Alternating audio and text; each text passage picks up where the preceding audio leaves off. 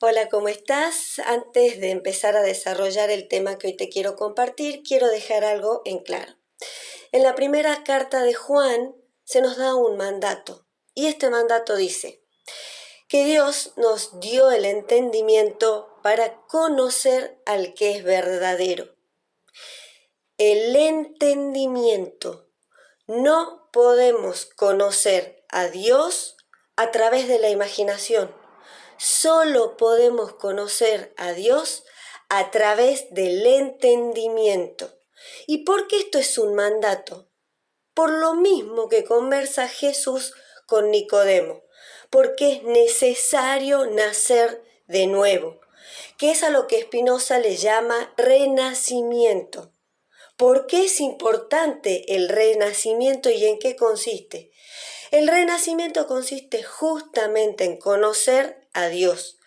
Y es importante porque en ese conocer a Dios experimentamos un amor que no experimentamos nunca por nada, en primer lugar, y en segundo lugar, por la beatitud, por la vida eterna, porque eso es preciso para alcanzar la vida eterna, conocer a Dios. Y la única manera de conocer a Dios es a través del entendimiento. Habiendo dejado esto en claro, voy a empezar a desarrollar el tema. Me he decidido a hablar sobre la teoría del Big Bang porque en el video anterior que grabé, en donde mediante Spinoza trataba de conciliar las posturas ateas y tomistas, hablé muy al pasar sobre la teoría del Big Bang de una manera un poco desprolija, entonces preferí grabar ahora y hacerlo de una manera más específica, de hecho, ir mostrando por qué la teoría del Big Bang es falsa a través del método de Spinoza y por qué la historia del estado estacionario es verdadera. La teoría del Big Bang, a grandes rasgos, dice que si el universo se está expandiendo, quiere decir que hay un punto de inicio. Y ese básicamente es el origen de la teoría del Big Bang. Y se postula que existía una partícula primigenia que explotó y formó el universo.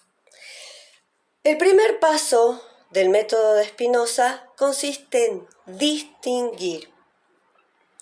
Y es el paso más importante, la distinción, porque yo primero tomo mi idea, la idea de la teoría del Big Bang,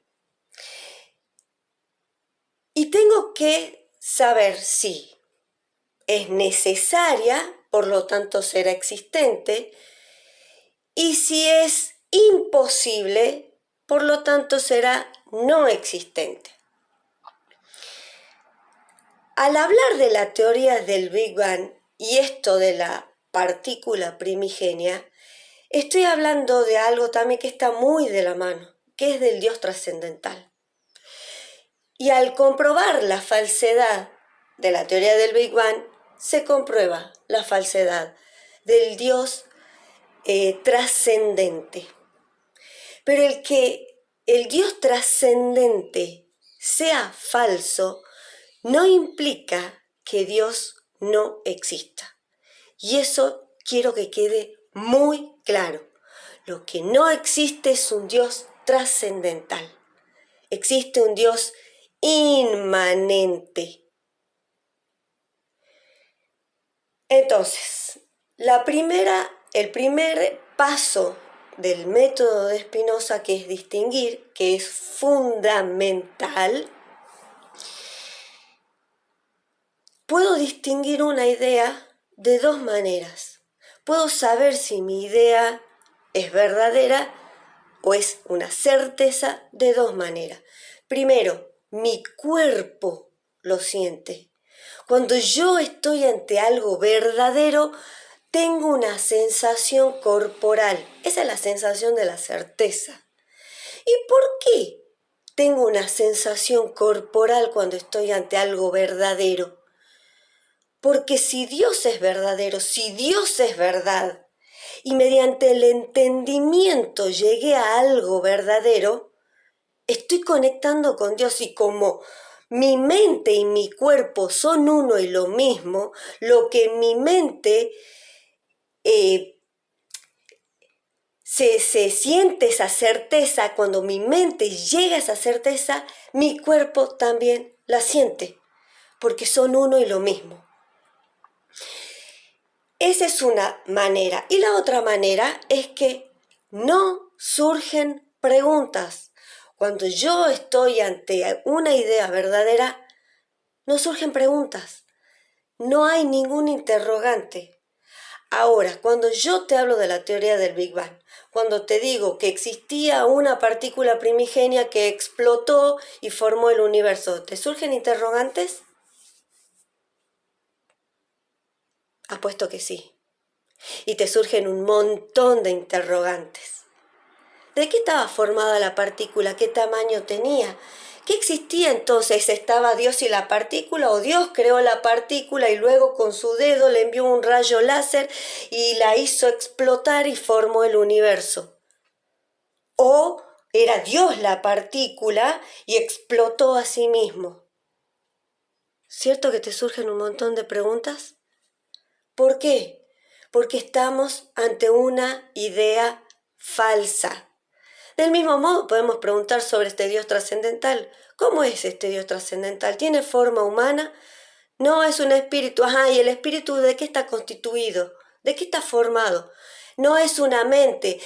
O sea, para una mente tiene que estar formada de espíritu para ser una mente tan inteligente como lo es la de Dios. ¿Cómo es Dios? Describímelo a Dios. Obvio que surgen preguntas. ¿Por qué? ¿Qué pasa con la idea falsa? Spinoza dice, la idea falsa implica el asentimiento, es decir, que al presentarse a la mente las representaciones, no se le presentan las causas por las que ella puede colegir, como cuando finge que no provienen de las cosas externas, y que esa idea no es otra cosa que soñar con los ojos abiertos o estando despiertos. La idea falsa versa, pues, o mejor dicho, se refiere, lo mismo que la idea ficticia, a la existencia de una cosa cuya esencia se conoce o a su esencia. Es decir, estamos partiendo de algo conocido, de algo verdadero, en este caso del universo, y tratamos de explicar la existencia del universo a través de ideas falsas, de la imaginación, de algo que se imaginó.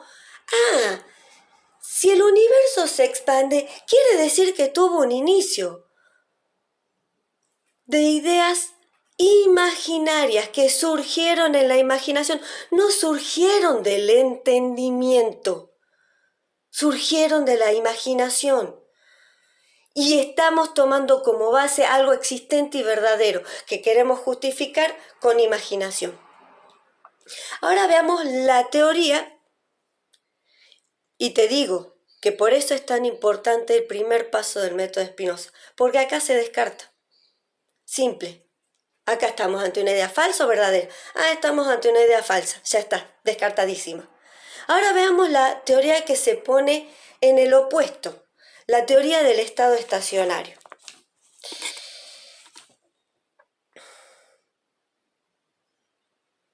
Y acá quiero decir algo, antes de pasar a la teoría del estado estacionario.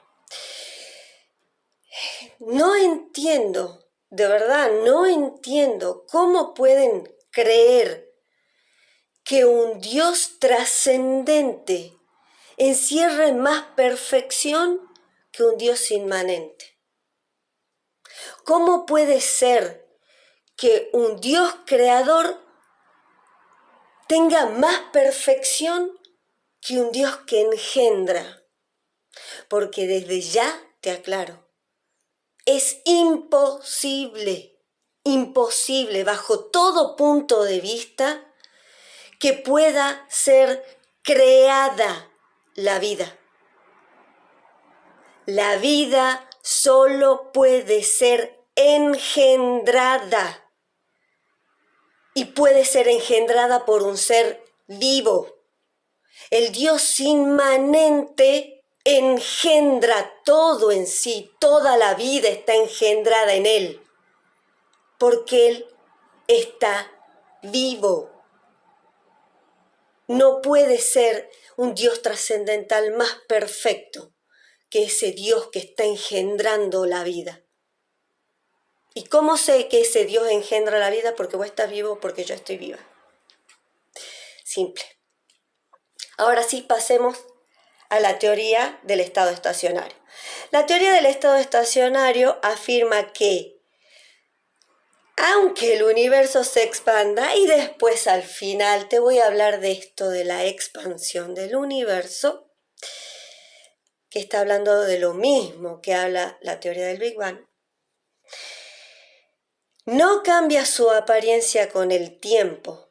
El universo no tiene principio ni fin.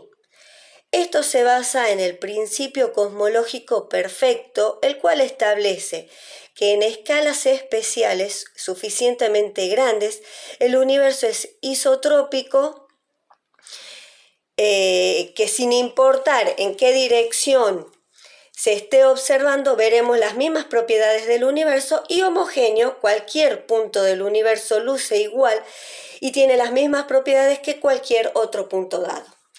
El pionero en esta idea fue Albert Einstein, a la que él llamó universo estático eterno, pero luego se retractó cuando, se demostró esto de que sí se expandía el universo, qué sé yo, pero que después voy a hablar al final sobre esto de la expansión. Si bien cada especialista tiene su teoría, con sus más, con sus menos, básicamente se estructura en esto que te acabo de leer. Y ahora te pregunto, vamos a la primera etapa del método de Spinoza, distinguir. Distinguir. Primero, ¿tuviste la sensación de certeza de que esto que te leía era como que, sí? Bueno, yo la primera vez que la leí, la tuve. ¿Pero te surgió alguna pregunta? No lo creo. ¿Y sabes por qué no? Porque obviamente estamos ante una idea verdadera. ¿Y qué es lo que pasa acá? Cuando nosotros tenemos que fingir primero que esta idea es posible para justamente determinar si es necesaria y por lo tanto existente, o si es imposible, por lo tanto no existe. Y al igual que en el caso anterior, conocemos la existencia del universo, por lo tanto es necesaria. Y al ser necesaria, va a ser inmutable, eterna, infinita. Esta teoría, a diferencia de la teoría del Big Bang, no utiliza elementos ficticios, porque para justificarse, se sustenta en sus propias cualidades. Se está describiendo al universo mismo. Se está diciendo, no tiene principio y fin, es inmutable, no cambia en ningún lado. Si yo me paro acá y observo para allá, es igual. Tiene las mismas características sin importar en dónde esté situado. Eterno, infinito, inmutable. Una vez que pasamos esta primera etapa del método, Spinoza nos dice que tenemos que definir nuestra idea. Y si bien él nos deja todo las características que tiene que tener una definición de algo creado o increado, y en este caso, en donde yo te dije que estamos hablando de un Dios inmanente que engendra, por lo tanto engendró en sí el universo, entonces estoy hablando de algo increado y acá voy a aclarar algo. Dios no es el universo. Eso es panteísmo. El universo es uno de los infinitos atributos que tiene Dios. No se puede reducir a Dios a solamente un universo. Dios no es el universo. El universo es una manifestación de Dios, de uno de los infinitos atributos de Dios. Entonces ahora tenemos que buscar la definición y como Spinoza ya nos dejó todo escrito, ya nos los dejó todo, nos vamos a la ética, a la primera parte que justamente trata de Dios y vamos a buscar la definición que se ajusta a esta teoría. Y esa definición dice: por atributo entiendo aquello que en el entendimiento percibe de una sustancia como constitutivo de la esencia misma. Porque la sustancia es Dios. El universo o este atributo constituye la sustancia misma, pero no es la sustancia misma. Es una manifestación de los infinitos atributos que tiene la sustancia. Una vez que tenemos la definición, que eso es lo que le corresponde al paso 2 del método, Spinoza nos dice, en el tercer paso tenemos que ordenar nuestra idea. ¿Por qué es importante ordenar? ¿Dentro de qué ordenamos? Ordenamos dentro de la estructura de la naturaleza divina, porque la naturaleza divina tiene un orden, por eso es inmutable, porque tiene un orden. De nuevo, Spinoza te deja todo ordenadito para que vos vengas con tu idea y busques el lugar. ¿Y por qué es importante que yo venga con mi idea y busque el lugar? Porque la ética está escrita para todas las ciencias. Porque la manera de encontrar verdades científicas es poniéndolas dentro del orden de la naturaleza divina. Porque justamente todos estamos en la naturaleza divina. Y tenemos que seguir ese orden para que nuestras ideas queden demostradas como verdaderas.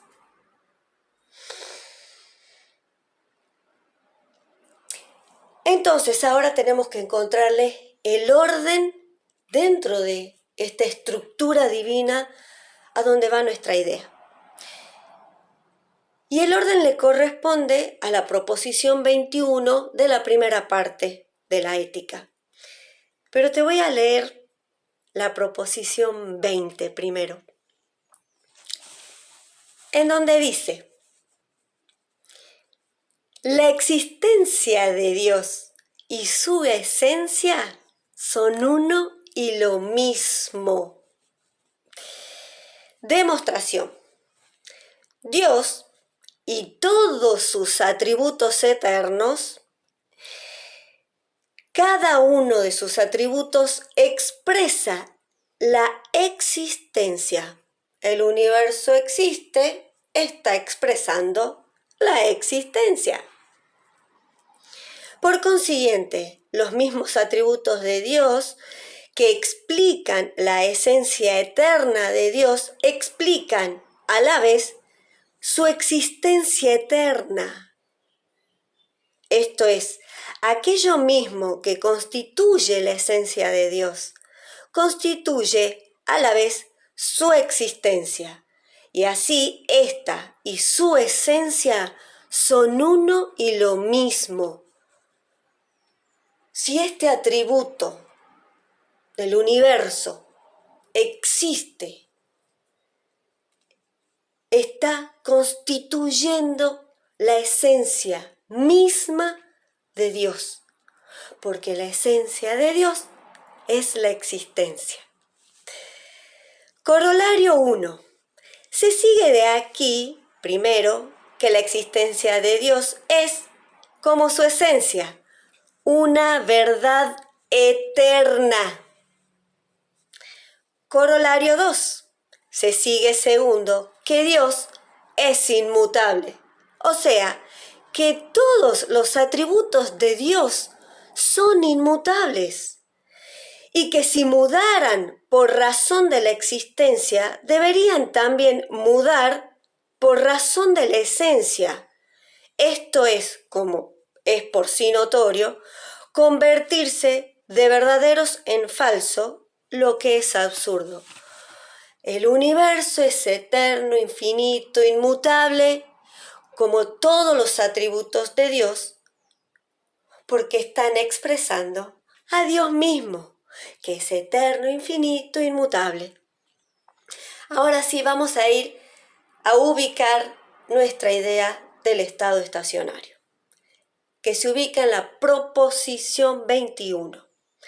Y la proposición 21 dice: todo lo que se sigue de la naturaleza, tomada en términos absolutos de algún atributo de Dios, ha debido existir siempre y ser infinito, o sea, es eterno e infinito en virtud de ese atributo.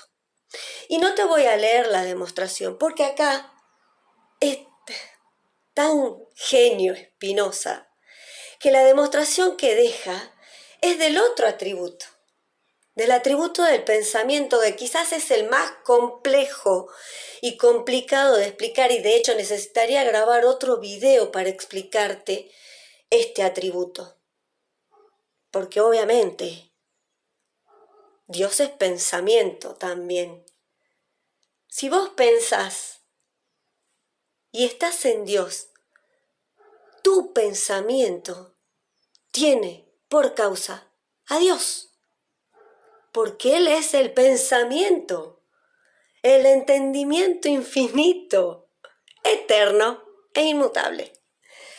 Entonces, en esta demostración Spinoza, con toda su genialidad, no solo te demuestra esto de que el atributo pensamiento es eterno, infinito, inmutable, como lo es el universo, sino que también y al mismo tiempo te habla de la idea de Dios.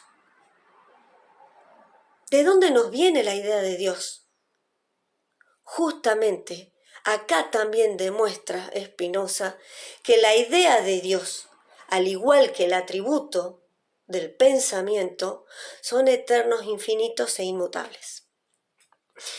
Pero Spinoza te deja el espacio y justamente les está dejando el espacio para quienes investigan al universo coloquen acá su demostración, en la que se demuestra, porque esta es la verdad, esta es la certeza, que el universo es eterno, infinito e inmutable.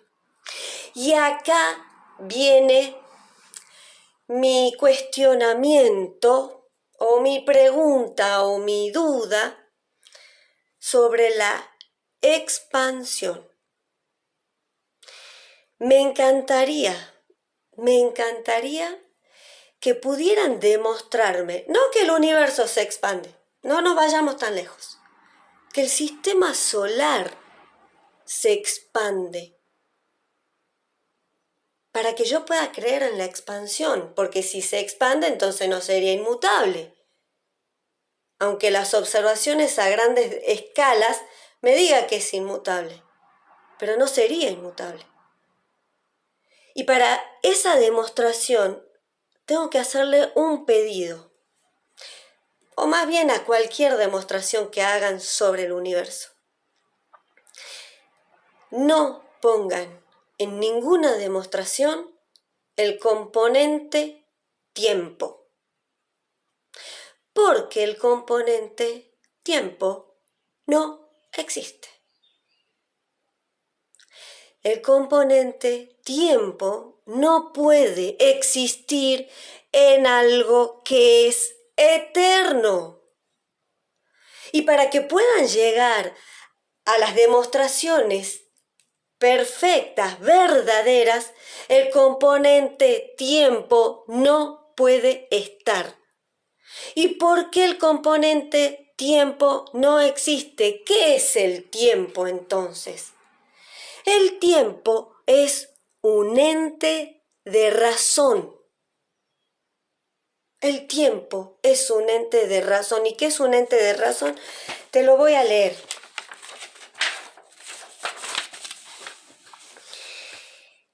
Es un modo de pensar que sirve para retener, explicar e imaginar más fácilmente las cosas entendidas.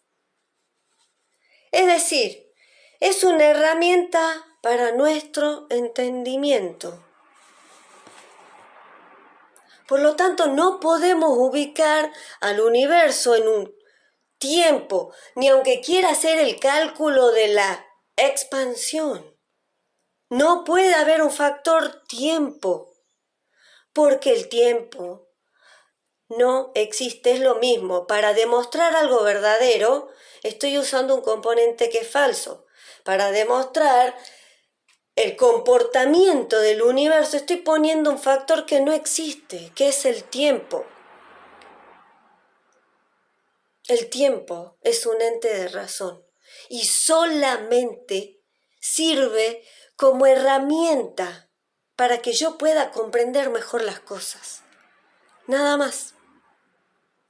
Bueno, esto era lo que te quería compartir. Espero que se haya entendido. Y cualquier cosa, acá estoy por si te ha quedado alguna duda o si querés que podamos hacer algún intercambio, no tengo ningún problema. Gracias por haberme escuchado y recuerda esto. No es más perfecto un Dios que crea que un Dios que engendra. Somos engendrados por Dios. Y creo que el conocer justamente eso es lo que te despierta ese amor, porque te estás sabiendo un verdadero hijo de Dios. Gracias por haberme escuchado, que tengas un hermoso día.